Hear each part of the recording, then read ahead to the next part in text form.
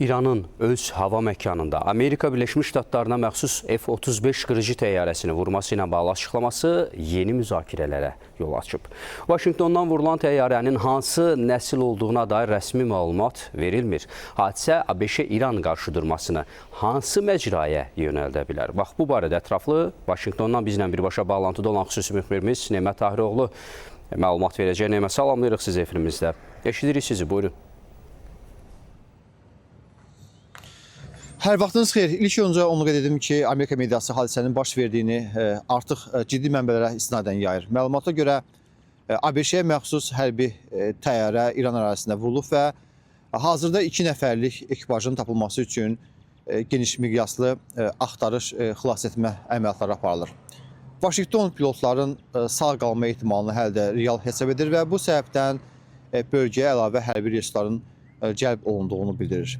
Yalnız ən mühüm məqam ondan ibarətdir ki, vurulan təyyarənin məhz F-35 olub-olması hələ dəqiqləşdirilməyibdir. İran tərəfi konkret olaraq ən müasir döyüş platformasından biri sayılan F-35-in vurulduğunu iddia etsə də, ABŞ mediası və Pentagon bu məlumatı təsdiqləmir və yayılan görüntülərin bunu sübut etmədiyini vurğulayır.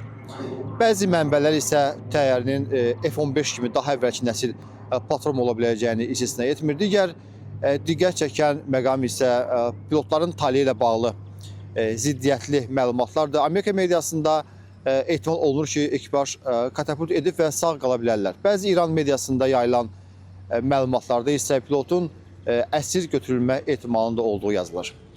Hazırda ABŞ tərəfi olduqca ehtiyatlı mövqe tutur. Rəsmi açıqlamalar gecikir, bütün məlumatların yoxlanıldığı bildirilir və bu Vaşinqtonun tələskən nəticələrdən yayınmağa çalışdığını göstərir.